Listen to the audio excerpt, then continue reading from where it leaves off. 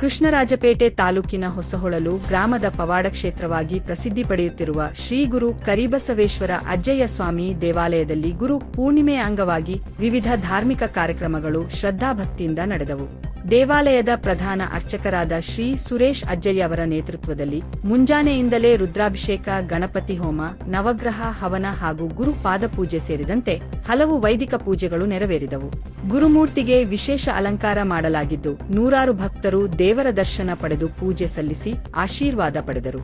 ಕಾರ್ಯಕ್ರಮದ ದಿವ್ಯ ಸಾನ್ನಿಧ್ಯ ವಹಿಸಿದ್ದ ಶ್ರೀ ಕಾಪನಹಳ್ಳಿ ಗವಿಮಠದ ಪೀಠಾಧ್ಯಕ್ಷರಾದ ಶ್ರೀ ಚನ್ನವೀರ ಮಹಾಸ್ವಾಮೀಜಿ ಮಾತನಾಡಿ, ಗುರು ಪೂರ್ಣಿಮೆಯು ಗುರುಗಳಿಗೆ ಗೌರವ ಸಲ್ಲಿಸುವ ಪವಿತ್ರ ದಿನವಾಗಿದ್ದು, ಗುರುಗಳ ಆಶೀರ್ವಾದ ಜೀವನದ ಯಶಸ್ಸಿಗೆ ಅತ್ಯಂತ ಮುಖ್ಯ ಎಂದು ತಿಳಿಸಿದರು. ರಾಜ್ಯದಲ್ಲಿ ಉತ್ತಮ ಮಳೆ ಸುರಿದು ರೈತರಿಗೆ ಸಮೃದ್ಧ ಬೆಳೆ ದೊರೆಯಲಿ, ಜನರು ಸುಖ ಶಾಂತಿಯಿಂದ ಬದುಕಲಿ ಎಂಬ ಉದ್ದೇಶದಿಂದ ವಿಶೇಷ ಪ್ರಾರ್ಥನೆ ಸಲ್ಲಿಸಲಾಗಿದೆ ಎಂದು ಹೇಳಿದರು. ಜೊತೆಗೆ ಪ್ರಕೃತಿಯನ್ನು ಉಳಿಸಿ ಬೆಳೆಸುವುದು ಪ್ರತಿಯೊಬ್ಬರ ಜವಾಬ್ದಾರಿ ಎಂದು ಕರೆ ನೀಡಿದರು. ಗುರು ಪೂರ್ಣಿಮೆ ಪ್ರಯುಕ್ತ ನಡೆದ ಈ ಧಾರ್ಮಿಕ ಕಾರ್ಯಕ್ರಮದಲ್ಲಿ ಭಕ್ತರು ಹೆಚ್ಚಿನ ಸಂಖ್ಯೆಯಲ್ಲಿ ಭಾಗವಹಿಸಿ ಭಕ್ತಿ ಸಮರ್ಪಣೆ ಸಲ್ಲಿಸಿದರು.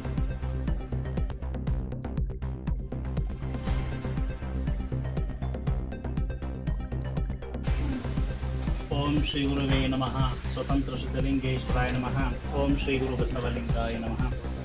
ಇವತ್ತಿನ ದಿವಸ ನಮ್ಮ ಹೊಸಳ ಗ್ರಾಮದಲ್ಲಿ ಇವತ್ತು ಕರಿಬಸವ ಅಜ್ಜಯ್ಯನವರ ಅಂದರೆ ಇವತ್ತು ಗುರುವಿನ ಪೂರ್ಣಿಮೆ ಅಂತೇಳಿ. ಗುರು ಪೂರ್ಣಿಮೆ ಅಂದರೆ ತಂದೆ ತಾಯಿ ಮನೆಯಲ್ಲಿ ಎಷ್ಟು ಮಕ್ಕಳು ಜವಾಬ್ದಾರಿಯಿಂದ ನೋಡ್ತಾರೋ ಹಾಗೆ ಗುರು ಪೂರ್ಣಿಮೆ ಅಂತಕ್ಕಂಥದ್ದು ನಮ್ಮ ವರ್ಷಕ್ಕೆ ಒಂದು ಸಾರಿ ಬರುವಂಥ ಹುಣ್ಣಿಮೆ.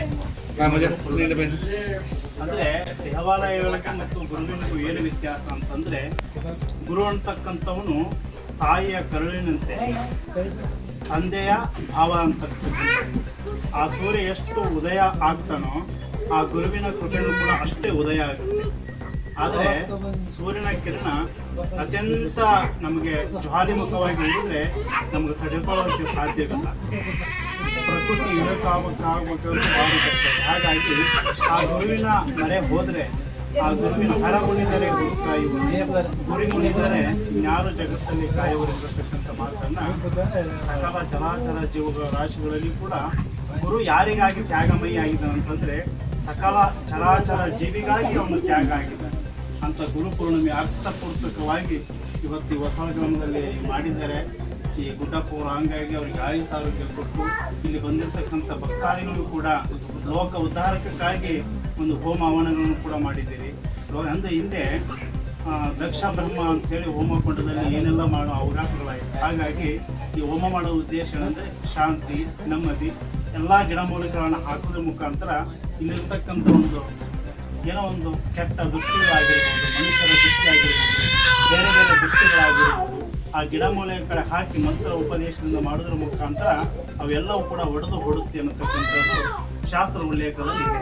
ಹಾಗಾಗಿ ಅಂಥ ಹೋಮನೂ ಕೂಡ ಈ ಕ್ಷೇತ್ರದಲ್ಲಿ ಮಾಡಿದ್ದಾರೆ ಮತ್ತು ಈ ಹೊಸ ಗ್ರಾಮ ಅಭಿವೃದ್ಧಿ ಆಗುತ್ತೆ ಅಂತಕ್ಕಂಥ ಅನುಮಾನವೇ ಇಲ್ಲ ಅಂತಕ್ಕಂಥ ಮಾತನ್ನು ಹೇಳ್ತಾ ಎಲ್ಲರಿಗೂ ಕೂಡ ಈ ಗುರು ಪೂರ್ಣಿಮೆ ದಿನ ಮತ್ತು ಕರಿಬಸವ ಅಜ್ಜನ ದರ್ಶನದಿಂದ ನಾವು ಕೂಡ ಪುನೀತರಾಗ್ತೇವೆ ಅಂತೇಳಿ ಎರಡು ಮಾತನ್ನು ಮುಗಿಸ್ತಾ ಇದ್ದೇವೆ.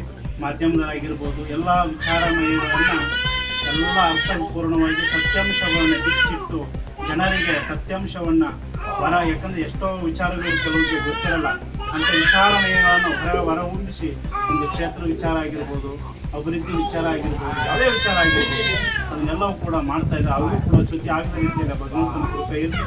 ಗಡಿ ಭಾಗದಲ್ಲಿ ಕಾಯುವಂಥ ಸೈನಿಕರಿಗೆ ಮತ್ತು ರೈತ ಬಾಂಧವರಿಗೆ ಸಕಲ ಜೀವರಾಶಿಗಳಿಗೆ ಶುಭವಾಗಲಿ ಅಂತಕ್ಕಂಥ ಮಾತನ್ನು ಹೇಳ್ತಾ ಎಲ್ಲರಿಗೂ ಕೂಡ ಶುಭ ಉಂಟಾಗಲಿ.